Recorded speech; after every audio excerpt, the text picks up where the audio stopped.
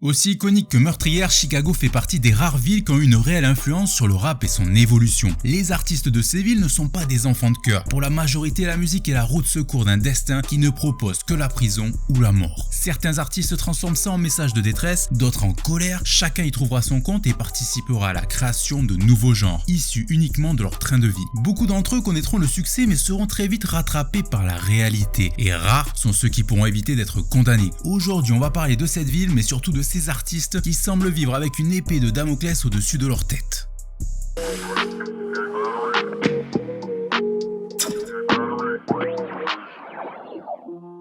On pourra jamais s'aimer simplement. J'oublie la veille et je recommence.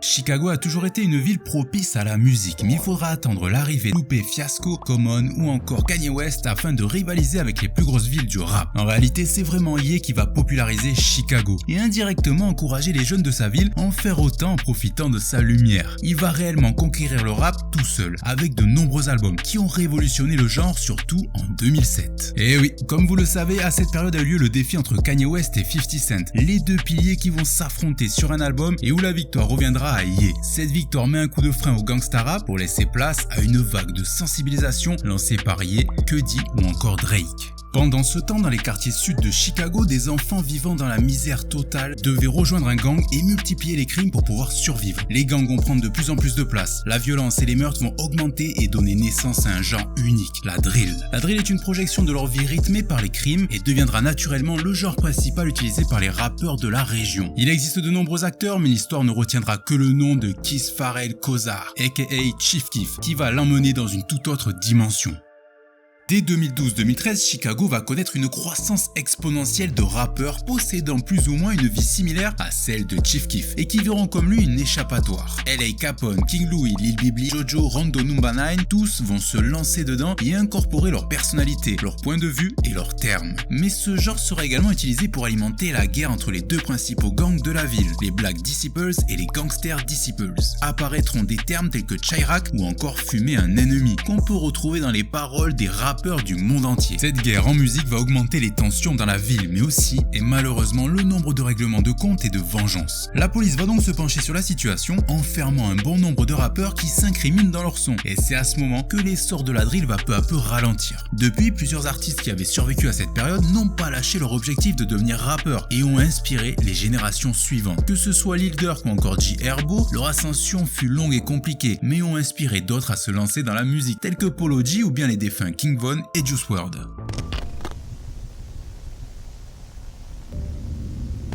C'est l'un des artistes les plus en vogue en ce moment. Son histoire et son retour sur le devant de la scène sont surprenants quand on connaît sa longue et dure carrière. Durk Derrick Banks est né le 19 octobre 1992 à Chicago et a grandi dans le sud de la ville dans le quartier d'Inglewood. Et en plus de vivre dans un environnement instable, la famille de Durk était plutôt unique. Son père Big Durk, d'où il prendra son nom de scène, était un vrai baron de la drogue, réputé pour faire des millions de dollars à Chicago. Le père de Durk se fera finalement arrêter et sera condamné à la prison à vie alors que son enfant n'avait que 7 mois. Pour le rappeur, comme pour beaucoup, il n'y avait que deux moyens de s'en sortir. Au départ, c'était soit le basketball, soit la rue. Le basketball n'ayant pas fonctionné, c'est donc influencé par son père qu'il va prendre le second choix.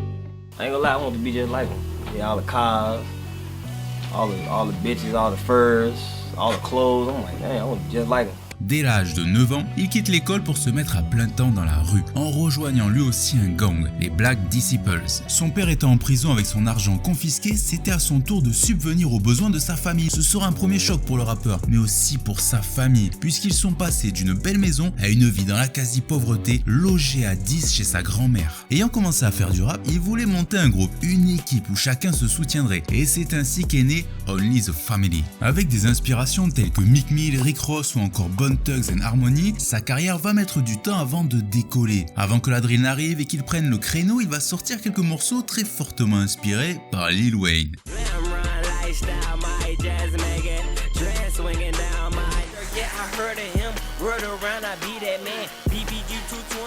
Il va commencer à faire un peu de bruit dans sa ville et peu à peu améliorer l'utilisation de l'autotune, qui le suivra tout au long de sa carrière. Puis vous connaissez la suite, Chief Keef va retourner le monde avec son classique et la drill sera le créneau à prendre pour tous les rappeurs de Chicago. Lil Durk en profitera donc pour sortir son premier morceau à succès.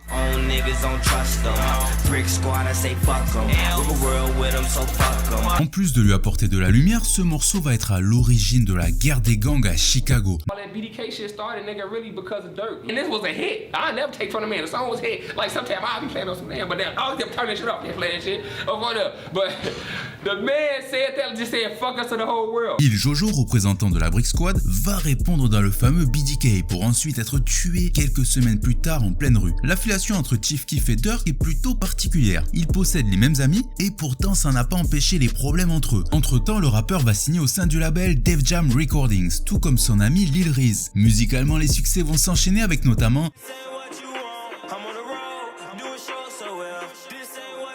mais malgré une participation au XXL Freshman 2014 et la sortie de son premier album, sa carrière sera en vrai dents de scie à cause de son label. Cela ne va pas non plus l'empêcher de sortir un nombre incalculable de projets avec un ressenti clair. Ses mixtapes étaient nettement meilleurs que ses albums. Après 3 années de calvaire, Durk mettra fin à son contrat pour signer dans un endroit où il sera plus libre dans ses choix, Interscope Records. À partir de là, la carrière du rappeur va prendre une toute autre ampleur, accompagné d'un nouveau personnage, King Von. Il va tout d'abord sortir 2 projets pour renouer avec le cœur de sa fanbase avant de passer sur Lyrical Lemonade pour la sortie de son 3e album. D'ailleurs, ce passage donnera une toute autre aura à sa carrière. La suite, vous la connaissez, un featuring avec Drake, une mixtape avec Lil Baby. Bref, 2020 sera clairement l'année du rappeur, mais va être accompagné d'une terrible nouvelle, la mort de son bras droit, King Von.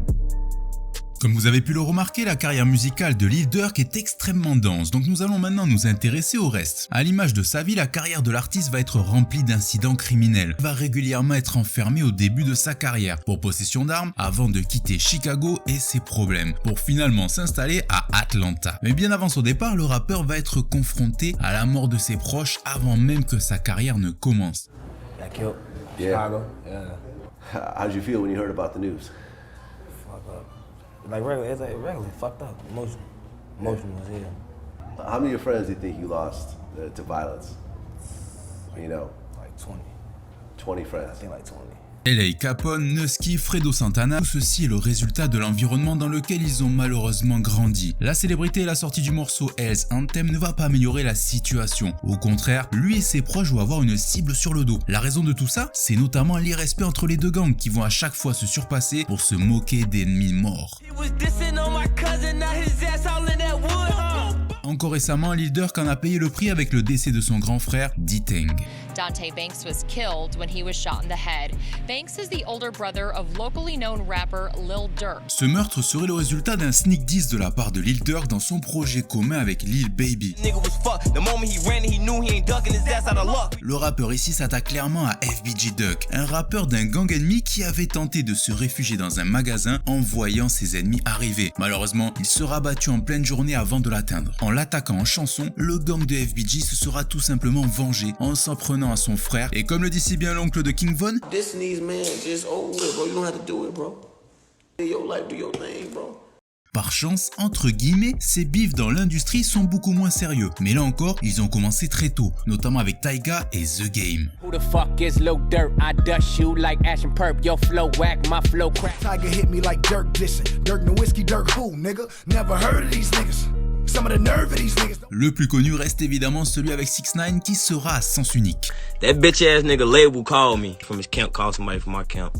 Talking about they'd give me $3 million to keep trolling with this nigga, right? Dead. I hope y'all on here looking and listening. That shit dead, man. I never turn my back on the fucking streets. Si Durk veut avoir une carrière longue et pérenne, il doit laisser derrière l'aspect gang de sa musique, sans forcément délaisser la rue. Il en va de sa sécurité et de celle de ses proches, car le rappeur a beau mener une belle vie, ses ennemis attendent toujours la moindre erreur pour l'atteindre.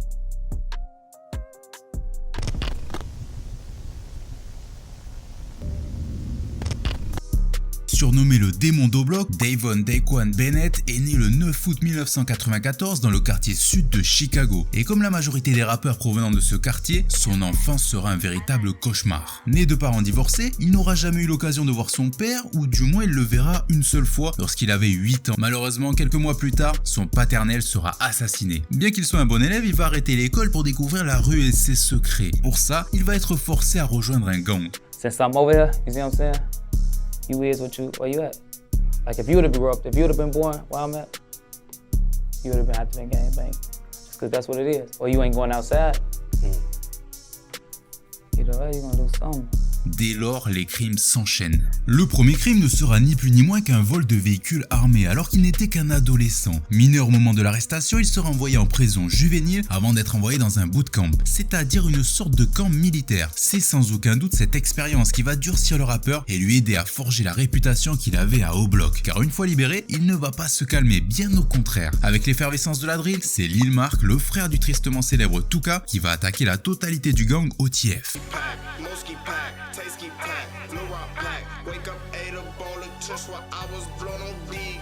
Seulement quelques jours plus tard, il sera abattu à un arrêt de bus et les yeux vont se tourner vers King Von, notamment à cause de ce tweet posté à la quasi même heure que le crime. Et si on va aller un peu plus loin, Lil Durk se rendra même sur la scène de crime pour se moquer de la victime.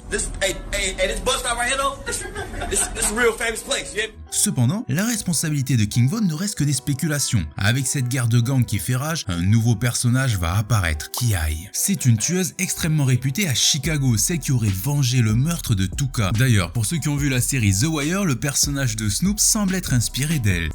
Et bizarrement, les deux vont être plutôt proches et iront même jusqu'à flirter en public sur Twitter, alors qu'ils sont censés être ennemis. Ki-Ai se fera finalement abattre après avoir tweeté son adresse, et là encore, les yeux se tourneront vers King Von.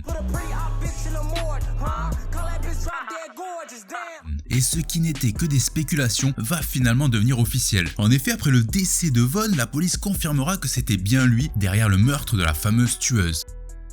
Mais bien avant son décès, le rappeur aurait pu passer le reste de sa vie en prison pour le meurtre de Malcolm Stuckey. À l'origine de ce meurtre, une simple soirée où la victime et ses amis décident de mal regarder Von. Ils décident donc de partir de la soirée pour revenir avec Big Mike, qui devait le défendre. À leur arrivée, les deux vont tirer une dizaine de balles sur Malcolm, qui va décéder sur le coup, et ses deux amis qui vont tenter de s'enfuir finiront blessés. Rapidement arrêté, King Von va passer 3 ans et demi enfermé en prison, où il recevra le surnom de Grandson, donné par son codétenu, un homme âgé de 80 ans dont il a pris soin durant toute son incarcération. C'est aussi pendant cette période qu'il va se mettre au rap, commencer à écrire des textes soutenus par Durk qui avait promis de le prendre sous son aile dès sa libération. Pendant le procès, Big Mike avait conclu un deal avec les fédéraux pour dénoncer Von, mais au dernier moment, il va refuser et donc par vengeance, la police va lui mettre toutes les charges sur le dos et sans témoin, Von sera alors libéré et pourra se concentrer sur sa carrière musicale. Avec une telle expérience, son histoire, mais surtout sa manière de la raconter, va très rapidement propulser sa carrière. Durk va l'accompagner dès le début en publiant son premier clip sur sa chaîne YouTube, mais également en l'amenant dans une interview au Breakfast Club. King Von? Cause he got a whole story behind him. You know what I'm saying? He from O-Block. Okay. You know what I'm saying? That should speak for itself. Nah. But know what I'm saying? He just real. You know what I'm saying? His music. He just a real nigga. I fuck with him. You know what I'm saying? It's my brother. Twin. Avec Crazy Story, sa carrière va s'envoler et les succès vont s'enchaîner. Il continuera avec une mixtape puis le fameux Malheureusement, alors qu'il devenait de plus en plus connu dans l'industrie, lui et Durk seront rattrapés par leur passé. Durk, whose real name is Durk Derek Banks, and his co-defendant Devontae Bennett were seen on camera involved in shooting Alexander Witherspoon. Les deux vont être inculpés mais seront libérés sous caution à condition de ne plus avoir aucun contact ensemble et de ne pas être à proximité d'une arme. Von décidera donc de continuer son ascension dans la musique avec la sortie de son premier album Welcome to O-Block. Tragiquement, le rappeur ne pourra pas voir les résultats de sa semaine car il sera tué sur le parking d'une boîte de nuit à Atlanta quelques jours avant. Lors d'une bagarre contre Quando Rando, son ami Lil Tim va le défendre en tirant dans le dos de Von, qui sera conscient jusqu'à son arrivée à l'hôpital où il sera prononcé mort. À Atlanta, il existe une loi sur la légitime défense qui autorise les individus à se protéger et à tuer si sa vie est en danger. Âgé de seulement 26 ans et père de famille, il laisse derrière lui un héritage en le faisant entrer à son tour dans la légende de Chicago, que ce soit pour son histoire mais aussi pour son talent dans la musique. Merci d'avoir regardé cet épisode jusqu'au bout, on vous souhaite une excellente année et on espère que les contenus qu'on vous prépare vont vous faire kiffer. N'hésite pas à t'abonner pour nous aider encore plus. Nous on se dit à une prochaine, on se capte très vite pour un nouvel épisode, prenez soin de vous, peace.